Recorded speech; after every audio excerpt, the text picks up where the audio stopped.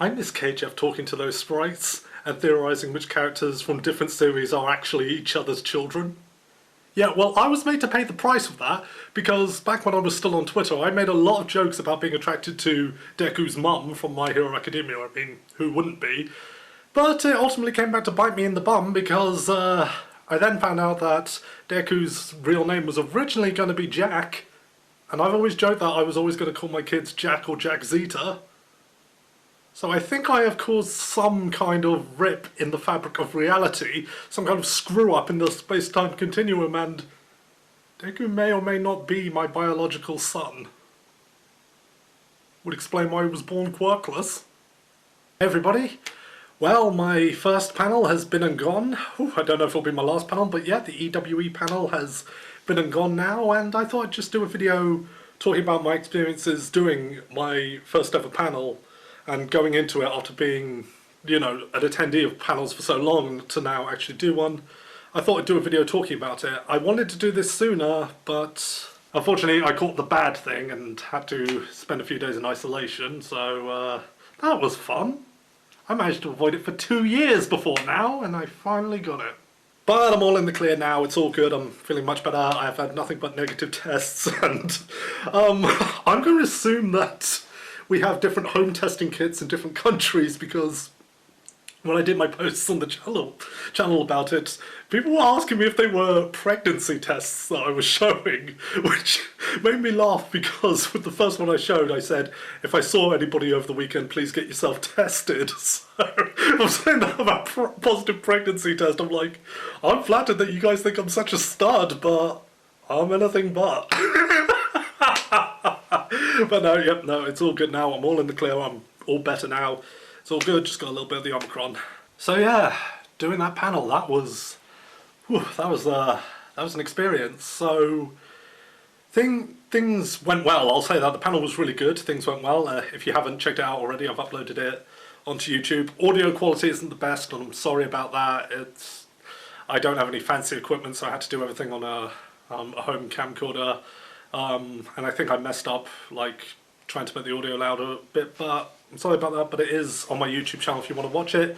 It was a lot of fun. You can get a good amount of insight into what it's like in the wrestling world, from veterans like Bullet and Alexander Roth, guys who have recently, you know, started their career, like Simon Miller, or someone like me who's still in training, and you can get a perspective of what it's like doing commentary as well. We also had a very special visitor at the end, so make sure you watch that. So, the experience as a speaker, that was something.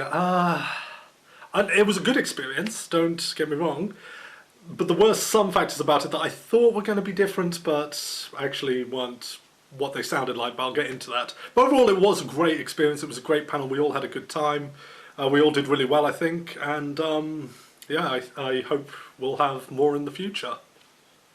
So getting there on the Friday was actually kind of cool, because everybody else was going round, like, you have to, when you go to MCM, go round to like the side or back entrances and all that, but because I was a speaker, I actually got to go in directly through the front, which was really cool. Kind of made me feel like I was VIP. I was like, oh yes, I am now a cut above the common folk. I'm joking, but it was kind of cool that everyone else was going in the side entrances, and I was going in through the front to collect my my speaker's badge.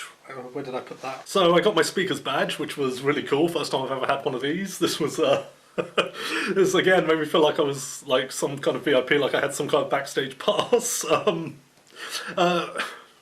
felt like I've seen in Wayne's World when they're backstage at the Alice Cooper concert and they're just showing their backstage pass to everybody. That's what this felt like to me. But yeah, it was cool. It meant I didn't have to line up. I just had to go in, get my bag checked, and that was it. And yeah, that was really cool. It also meant I had access to the Industry Lounge. Now that was something that sounded a lot cooler than it actually was. When I heard Industry Lounge, I thought it meant like some kind of backstage area where anybody who was speaking or doing a panel or having stalls or anything like that could go and chill out and just get away from everything. I thought it was kind of like a green room for like the guests and stuff. But actually it wasn't anything like that. In fact, it was something that was on the show floor. There was like it was like a little not even probably closed off area, but like had like a fenced off area, which was like for the industry and speakers and stuff to go and chill out in, which was cool. And like you did have to have a pass to go in, but there was literally no security manning it. Like, so whether you had a pass or not, it didn't matter. You could have just gone in. In fact, there were a couple of cases of people who were just there with regular badges going in. So yeah, it's something that sounded a lot cooler than it actually was. I mean, come on, the Industry Lounge. That sounds like, oh, am I going to get to go backstage and chill out with Dante Basco and Janet Varney?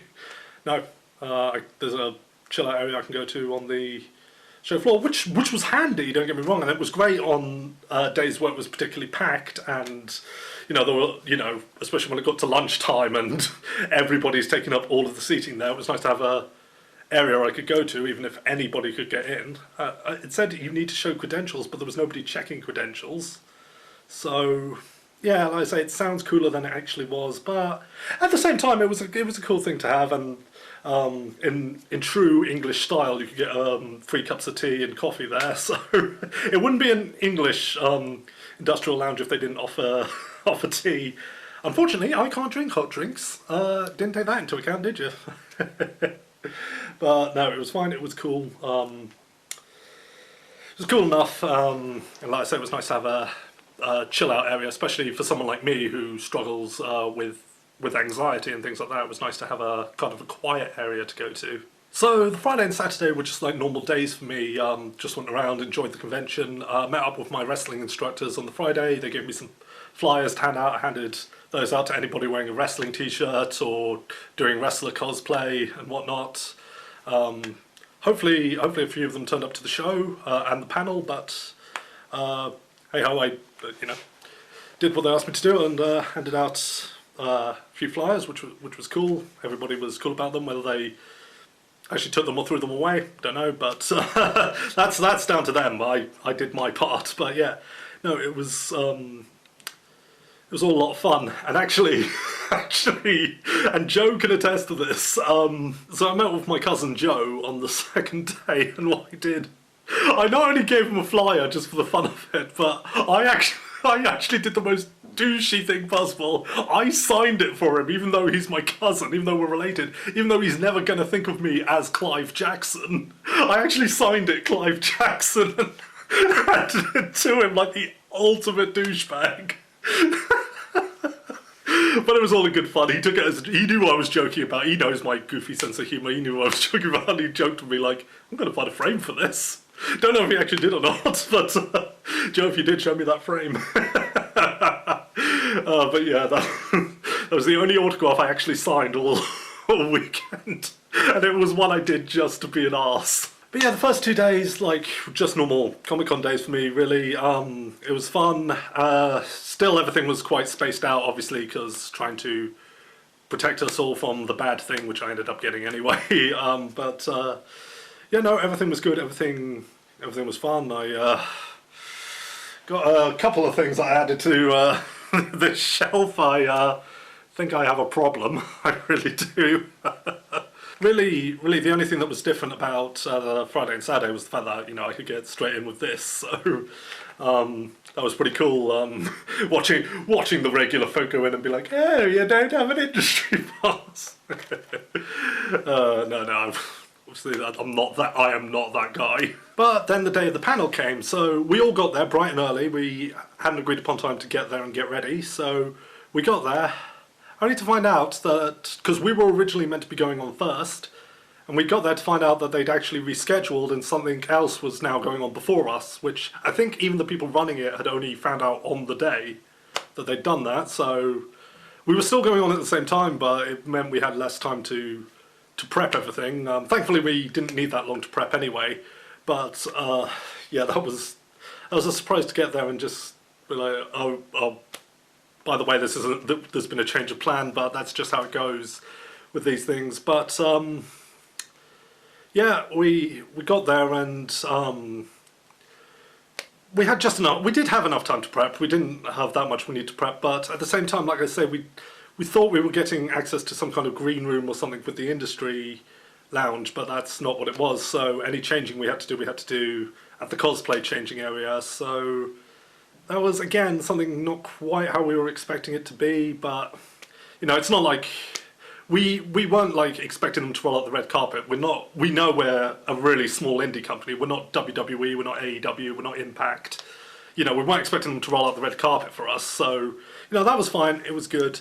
And the panel itself, that was unbelievable. I've watched that video I recorded back several times, and oh my gosh, I still can't believe that's actually happened, and that I was actually out there on a panel with some of the best in the wrestling industry. And like, this isn't just me saying this to plug EWE, like Miller, Bullet, Roth, they are some of the best in-ring talent I've ever seen. Charlie Biggs was there, and he's got amazing mic skills. He was a former wrestler himself. I haven't actually seen any of his old stuff. I'll have to check it out sometime. Oh, and he didn't call me by my ring name. He called me by my real name. So I'm not letting you off with that, Charlie. I'm joking. I understand it was just a slip of the tongue, and I did, if you watch the video, I do say, my name's Clive Jackson. So that was like, I was like, mate, you call the other two by their ring names, but not me, that is... But he was a great mediator, and like I say, he's really good on the mic. He's our commissioner in EWE. He's great at working a crowd, he's great at all that, and he did an amazing job like mediating the whole thing, taking people's questions, and even though he used the wrong name with me, he did introduce us well. Unfortunately, Claudia Bradstone was sick that morning, so she couldn't join us on the panel. She was feeling better later on, she was able to make the show, but she couldn't do the panel in the end, which, you know, is a shame because, you know, we couldn't really offer that insight onto, you know, how wrestling is, for, you know, what the wrestling world's like for women, which I think, you know, she had a lot to offer there, but, you know, it happens. But the panel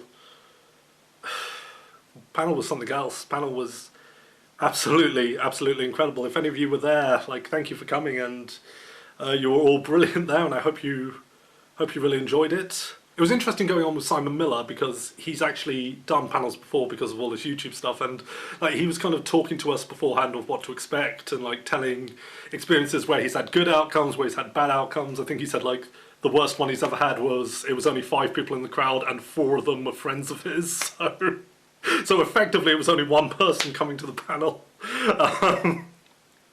So that, you know, told us like, whatever happens, you know, let's just go out there and do the best we can. If it's a small audience, we'll have a small informal thing. If it's a large audience, you know, we'll do a more formal professional thing. And I think there was about 30 people in the audience. Maybe I'm being generous, but there was about 30, which I think for a panel for a small company like us, I think that was pretty cool.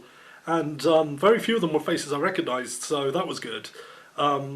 So yeah, it was a lot of fun. It was an absolutely incredible experience. Like I say, the backstage stuff, like having this and the industry lounge, wasn't anything I expected. Well, wasn't what I was expecting them to be, but maybe I set my expectations too high there. Maybe I made too big of a thing of it. But still, it was cool. It was cool, and like going to the actual backstage area, the stage before we went on, that was all really good. And I think we did a good panel. I think we did a good kind of mini show there as well. Again, watch the ending because we have a special guest, and things get interesting. And all I'll say about that is wrestling is serious business, you guys. After the panel, we all went back to the cosplay changing area. We all exchanged notes and everything, and yeah, I think it went well. I think everybody enjoyed it. I think we all feel like it went well, and if they call us back for another one, we'd definitely be up for it. So I'd definitely be up for it again. But yeah, that was my first experience on a panel. There were some highs, there were some lows, but overall it was a good time. I really enjoyed it, and hopefully if you've seen the video or if you were there in the audience, hopefully I was able to enlighten and give a decent perspective, because obviously I'm still in training when it comes to in-ring stuff, and the other guys are obviously actual professionals, but hopefully I was able to give some good insight into what your mentality needs to be when you're going to, if you're going to train to be a wrestler. Hopefully you enjoyed the special guest that turned up at the end. Again, go and watch it. Wrestling is serious business. And then, obviously, later on in the day, if you saw my promo video of this, you know that we had a show later on that day. That was a really good show, actually. I think that's one of the best shows put on in a while. The main event was something else, Bullet versus Danny Duggan. That was, oh my word, that is one of the best main events we've had in a long time. But everybody did well. It was a good show. Overall, we even saw my co-commentator debut in the ring, which was fantastic. But yeah, no, it was all a really good day, all a fantastic show. I think we all did really well, and I'm very happy with how it turned out. And then the next morning, I woke up feeling like I had a horrendous cold. Felt like absolute rubbish. The journey home, I felt just absolutely dreadful. I was hoping it was just a really bad cold, but then I took the test and found out it was the other thing. But thankfully it was only like the Omicron, and it only lasted a few days. Effectively, it was a cold. I just had a super cold, basically. But yeah, feeling fine now and all good. So yeah, my experience doing that, it was really incredible. I was nervous the whole time, but it was that good kind of nervous, you know, that exciting kind of nervous, you know, of, you know, doing something you've never done before. It was almost like a, I don't want to say an adrenaline rush, but like sort of like that. Maybe just a step behind adrenaline if there is anything.